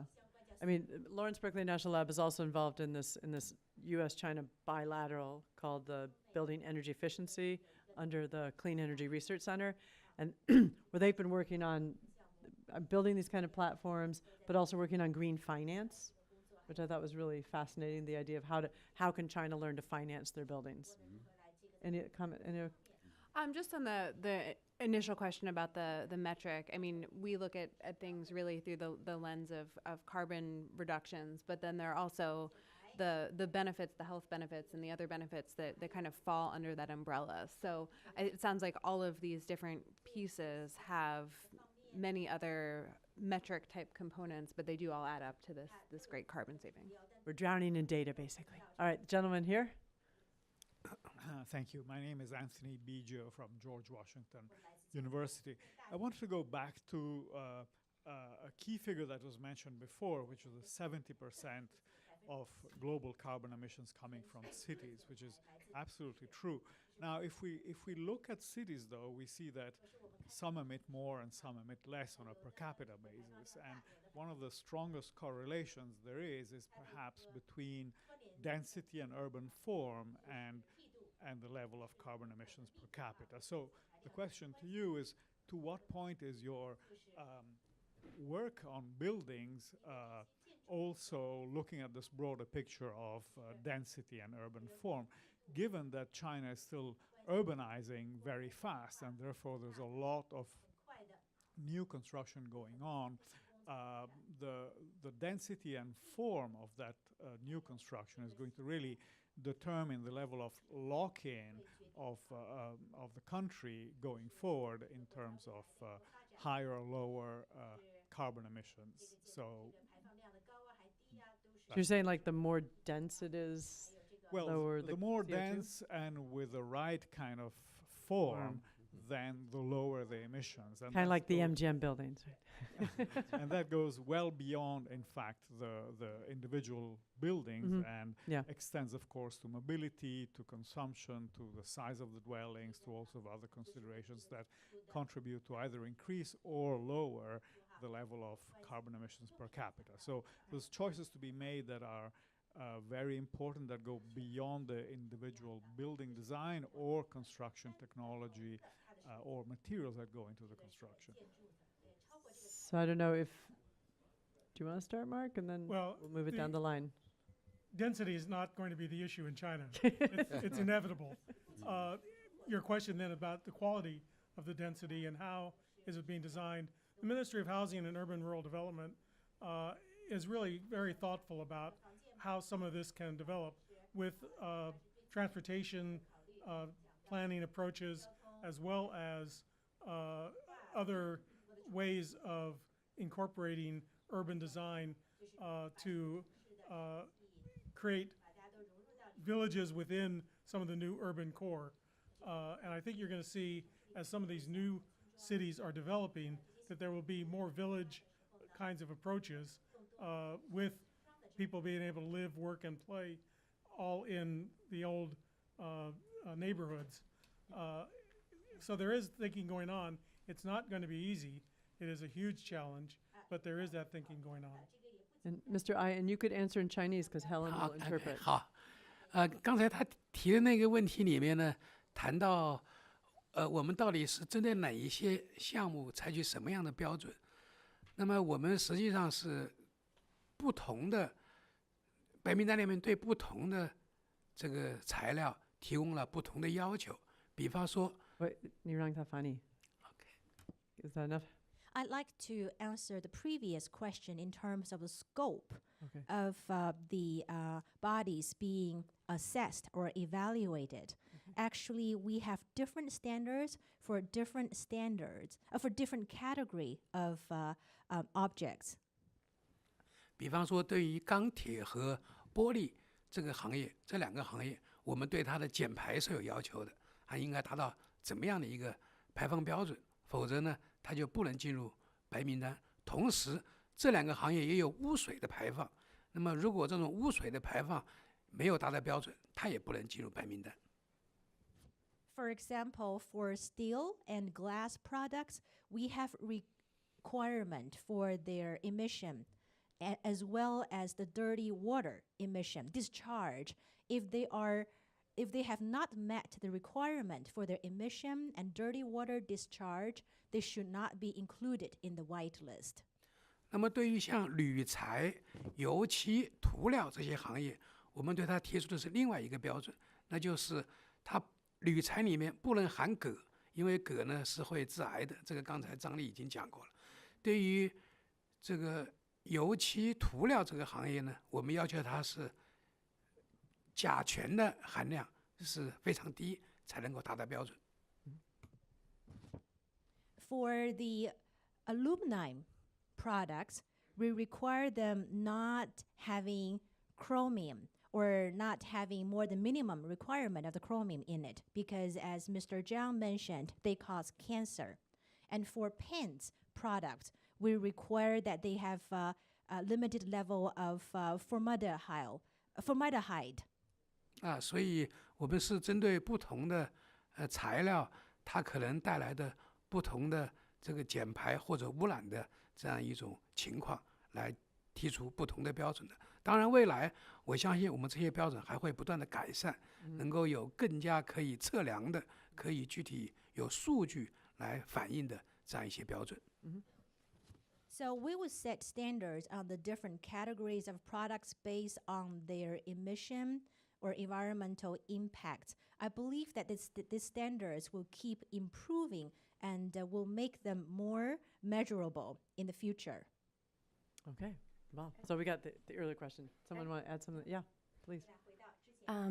So for the gentleman from Georgetown University, I'm not sure whether you'll agree with me or not, but I think that the play in urban America around density is largely around investment in communities and in investment into the areas where people are leaving and going into suburbs and causing urban sprawl.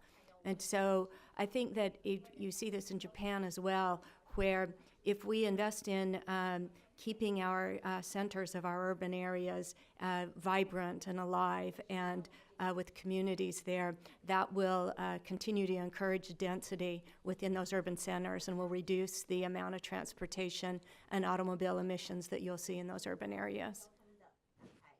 Yeah, and there's actually, if you're, a number of years ago we had a meeting, the Institute for Trade and Development Policy, they have an office, they're in New York NGO, but they have an office in Guangdong, and they've been actually doing urban design, kind of like you're saying, rejuvenating, getting rid of the old, I mean, in China, these big 1 kilometer by 1 kilometer block of residential districts, and it's just cement, and it's not, it's not nice.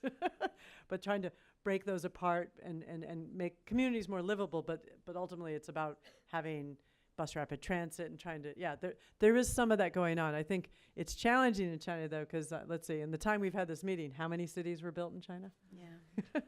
Okay, so we've got time for probably one more question. These two questions. I said I wouldn't, and I did, and then I've come back. Can you give this gentleman the mic here, please? Thank you, Jennifer. I have a question for Cindy. It's great to know that MGM has done great efforts to for the reduce energy consumption and also the carbon emission for your buildings.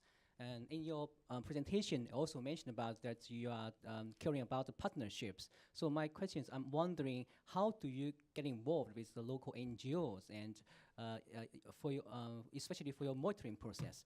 And for which process? Yeah, my question is, how do you work with local NGOs, especially for the monitoring process? How do you Monitoring. monitoring, Monitoring. carbon emission reduction, also energy consumption reduction? For the second question, I also want to ask Mike and Lawrence, do you have any advice or best practice to share in terms of the monitoring, especially with many local NGOs get involved on site? So monitoring challenge. Yeah. And who? And say you didn't say your name. Yeah, I'm Yao Chunsheng from SCE Foundation. Okay. Thank you. Thank you. All right. You want me to Cindy. start? Yeah. Well, thank you for the question. It's a very thoughtful one. And, in the early days, our major partner was the U.S. Green Building Council. They are the ones that shepherded us into learning how to work with a project as complex as City Center. City Center had 8,000 construction workers on one time, and that may not be a big number in China, but in the United States, that's a very large construction process, and we managed that through them. As we've gone along and we've evolved into energy efficiency in buildings and in this rapid application of advanced technologies in buildings, one of our major partners is the U.S. Department of Energy. And we've worked with them to segregate projects that they have deemed as gateway projects. And they monitor and review those projects from the time we start. For example, we built a building out that was a gray shell building with completely no copper in it. And all of the lights are over IP communication. And that was a gateway project for the U.S. Department of Energy. And they use that to use as examples for other of their partners to advance those technologies. So they're a significant partner for us. In China, we've had a number of significant partners, including the Macau Green Building Standard Organization, where we did pursue the 3-star and achieved the 3-star for our construction of our project there. And so, they're a vital link to us. It's vital for MGM to partner with these NGOs, and we've had a very good track record of that so far. Okay. Mark and Lauren. I'm not sure I have so much to add on the issue of monitoring. For example, with LEED for Cities, we're utilizing local data primarily collected by the cities. Where there are NGOs that are developing data sources, they can all be incorporated as well. And so if you've got some ideas of other monitoring data collection sources, I'd be happy to learn about that. He's coming to lunch, so you can just latch on to Mark and don't let go. And Lauren too, maybe. Okay, Lauren? We work a lot with the Environmental Protection Agency that through Energy Star, they have a system called Portfolio Manager, which is a really great way for buildings to enter and track data and then compare data across buildings of similar types or in similar geographic areas. And it's a system that has become very well used by many, many, many buildings. And so having this really central system that collects the same data from all of the different buildings and something that's easy to use also for a building manager has been really valuable, I think, in just making it more of a normalized process to benchmark buildings and collect the data in one source that's consistent. Okay, Aster, since you started, the circle has to be complete with you making a final comment. I know the time is almost there, so I realize that many of you asked about the monitoring, how to measure the emission and carbon emission and pollution emission. As my friend Dr. Jianyu Zhang from NRDC is here. EDF, sorry. EDF, don't you? We have too many partners in China. Too many alpha EDF. soups, yeah. We just signed a MOU with EDF the other day, last weekend, this Monday in New York. I think they created a very good Dongguan Index that from southern China in Guangdong province. An index can have a series of protocols to measure the pollution, the carbon emission standard. So I think it's important for us to adopt this Dongguan Index and try to use it to monitor our green supply chain program in a wider sector. Well, I want to thank all of you guys. First, applause for these people who came and spoke today so eloquently, and I can't, contain my excitement that what SEE is doing. This is changing the landscape completely in China, and so we're having you guys back. Maybe the EDF coming, talking about your new partnership as it progresses down the road. MGM, Green Building Council, and NRDC also dynamic organizations in their own right, greening our buildings. And thank you for all of your questions. And obviously I have to thank my foundations who support me, Luce Foundation, Energy Foundation, Climate Works. Global Methane Initiative supports our work on sludge to energy. That's another way. We didn't even get to talk about sludge today, maybe another time. So thank you very much. If you're not in our mailing list, we are gonna have a meeting that's going online soon about kind of NGOs and industrial pollution, I think on May 23rd. And looking for a meeting on electric vehicles in June, so come join my mafia. Thank you very much.